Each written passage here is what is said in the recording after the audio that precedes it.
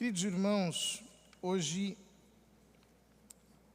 nós celebramos em toda a América Latina a festa de Nossa Senhora de Guadalupe, que é a padroeira de todo o continente,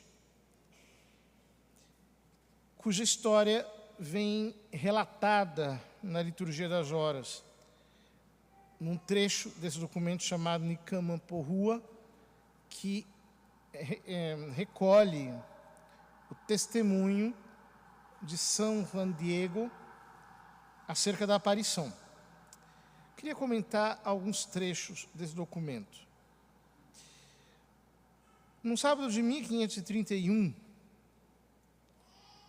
perto do mês de dezembro, o índio de nome Juan Diego, mal raiava a madrugada, ia do seu povoado a Tlatelolco para participar do culto divino e escutar os mandamentos de Deus. Juan Diego era um cinquentão, ele tinha por volta de 57 anos, viúvo, recém-convertido. A família dele não era ainda convertida. Então, ele queria muito que a família se convertesse e, muito alegremente, ele atravessava o seu povoado, atravessava a montanha e chegava lá onde estavam os frades franciscanos para receber o catecismo, a instrução e para assistir à Santa Missa. Continua o texto. Que já amanhecia quando ele chegou ao cerrito chamado Tepeyac e escutou que do alto o chamavam Juanito, Juan Dieguito. Subiu até o cimo e viu uma senhora de sobre-humana grandeza, cujo vestido brilhava como o sol e que com voz muito branda e suave lhe disse: Juanito, menor dos meus filhos, fica sabendo que sou Maria sempre virgem, mãe do verdadeiro Deus, por quem vivemos. Desejo muito que se erga aqui um templo para mim, onde mostrarei e prodigalizarei todo o meu amor, compaixão, auxílio e proteção a todos os moradores desta terra e também a outros devotos que me invoquem confiantes. Vai ao bispo do México e manifesta-lhe o que tanto desejo. Vai e põe nisso todo o seu empenho. É interessante que, primeiro, Nossa Senhora aparece vestida de sol, brilhante, com os traços indígenas, mas muito bela. E, imediatamente, ele coloca todo o seu coração em fazer aquilo que ela pede. Vai até o bispo, que é Dom Frei Juan de Zumárraga, que era um espanhol basco, portanto, bastante teimoso, como o pessoal dessa região de Espanha é, né? E ele não quis ouvi-lo. Falou, volte outro dia que eu vou, então, te dar atenção. Ele voltou lá, Nossa Senhora esperava, e disse a ela, senhora, menorzinha de minhas filhas. Você vê que é um modo carinhoso de chamar alguém dentro daquela cultura, chamar de pequena, minha pequena, meu menor, para dizer que é cuidado com afeto, com carinho. Minha menina, expus a tua mensagem ao bispo, mas parece que não acreditou. Assim, rogo-te que encarregues alguém mais importante de levar tua mensagem com mais crédito, porque não passo de um João ninguém. É interessante, né? Porque às vezes a verdade ela é trazida por um João ninguém, por alguém que ninguém dá crédito. Às vezes a oficialidade não carrega a verdade. Às vezes ela brota nos lugares mais insuspeitos, e foi o que aconteceu ali. Nossa Senhora pede para ele voltar ao bispo, ele volta, era domingo, e o bispo não lhe dá crédito. Então, Chega a segunda-feira. Na segunda-feira, o tio de Juan Diego fica muito doente e pediu que ele fosse até o povoado para chamar um sacerdote que lhe ouvisse em confissão. Como ele não queria encontrar Nossa Senhora, ele teve que dar uma volta, passando pelo outro lado. Mas ela foi ao encontro dele e disse essas palavras tão bonitas: ouve e entende bem uma coisa, tu que és o menorzinho dos meus filhos, o que agora te assusta e aflige não é nada. Não se perturbe o teu coração, nem te inquiete coisa alguma. Não estou aqui, eu, tua mãe? Não estás sob a minha sombra? Não estás, porventura, sob a minha proteção? Não te aflige a doença do teu tio. Fica sabendo que ele já sarou. Sobe agora, meu filho, ao cimo do cerro, onde acharás um punhado de flores que deves colher e trazer-me. É muito bonito tudo isso que Nossa Senhora diz a Juan Diego. Em primeiro lugar, essa expressão: o que agora te assusta e aflige não é nada. É importante que nós pensemos nisso. O que é que nos assusta?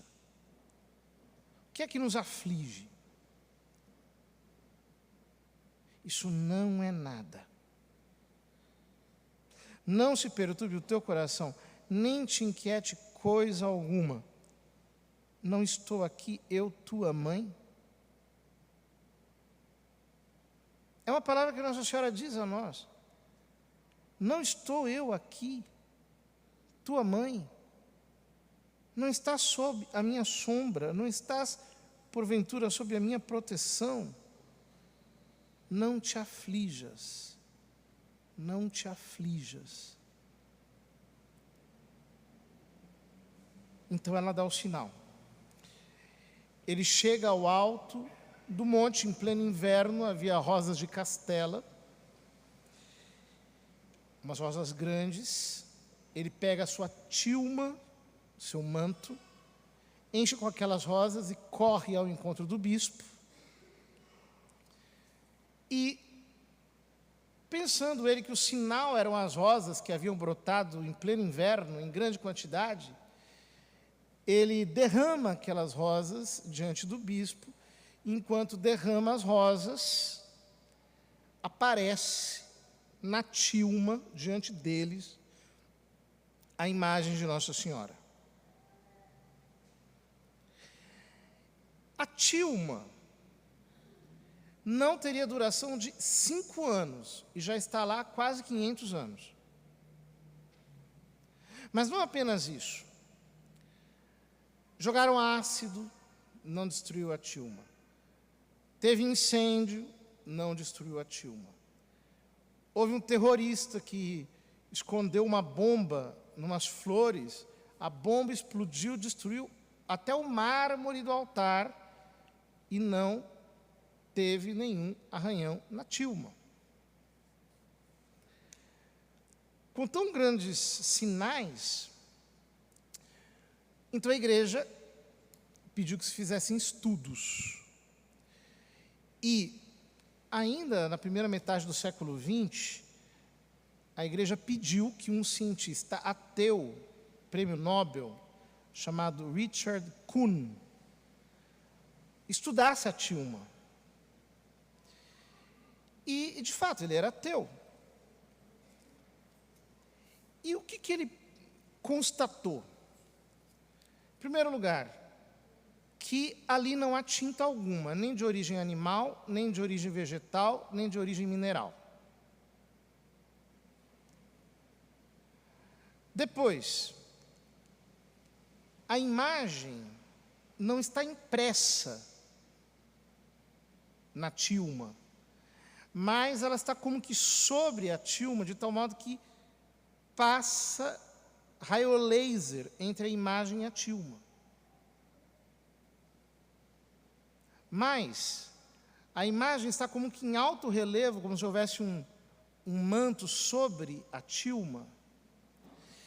E acontecem coisas muito curiosas.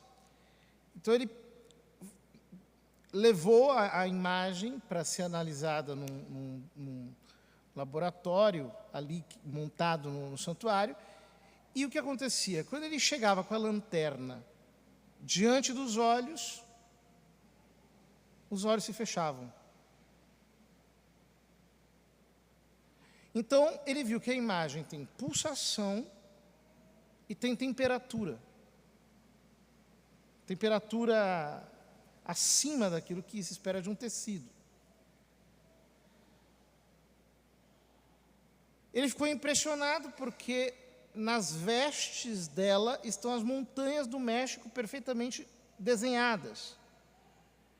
E no seu manto, as estrelas das constelações do céu, mas, analisando a imagem de um ângulo, de modo tridimensional, ele viu que cada fio de cabelo estava como que em relevo, os cílios e tudo mais. Ou seja, aquilo não podia ser obra de mão humana. Ademais, não havia sinal de pincel, não havia nenhum tipo de degradação entre as cores. As cores têm uma continuidade perfeita entre elas. Aquele ponto, eles chamaram a Kodak para fazer uma análise, e a empresa disse que aquilo parece uma foto, mas não é uma foto, porque não está impresso sobre o tecido. Ou seja, a ciência simplesmente não tem explicação para o manto de Nossa Senhora de Guadalupe. Não consegue encontrar nenhum tipo de evidência, de explicação. Aquilo tudo foge a qualquer explicação que se possa dar. Então, eles resolveram aumentar o olho da imagem 50 vezes. E o que eles viram é que a retina tinha algumas figuras.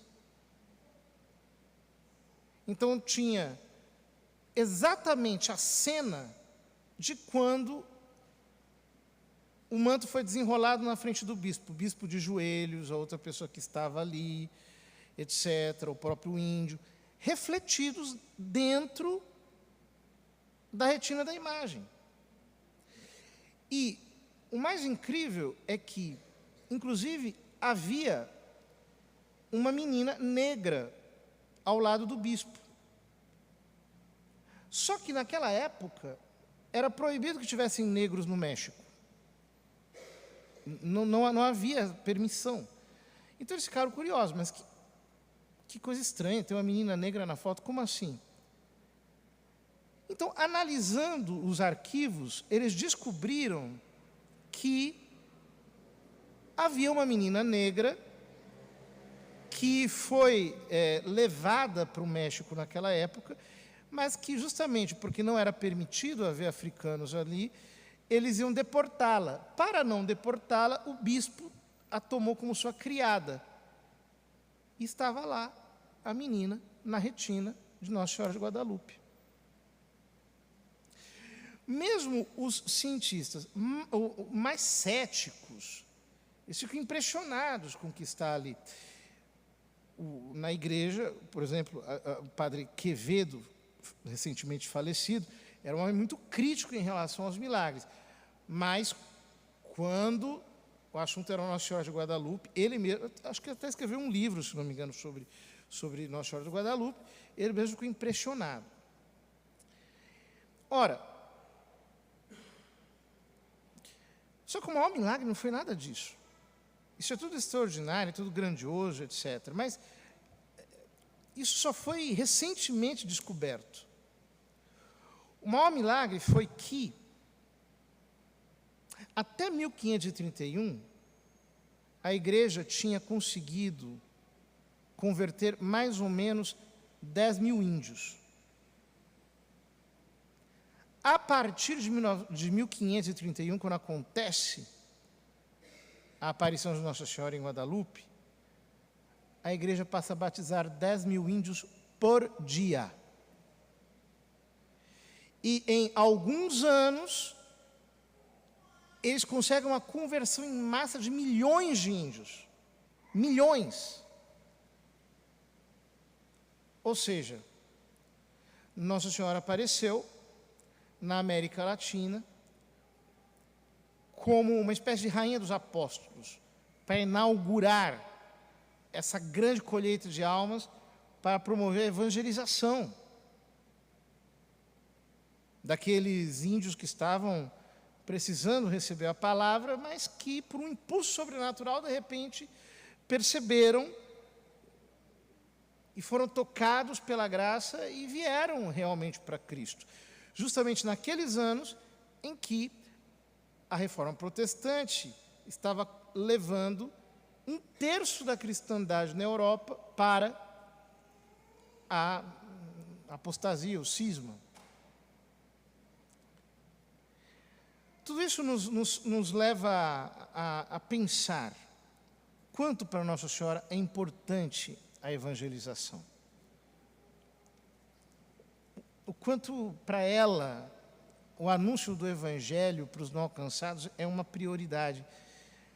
Ou seja, ela não apareceu ali simplesmente por aparecer, não. Ela queria a conversão, queria o batismo de todas aquelas populações inteiras que precisavam receber, através da igreja, o anúncio da fé.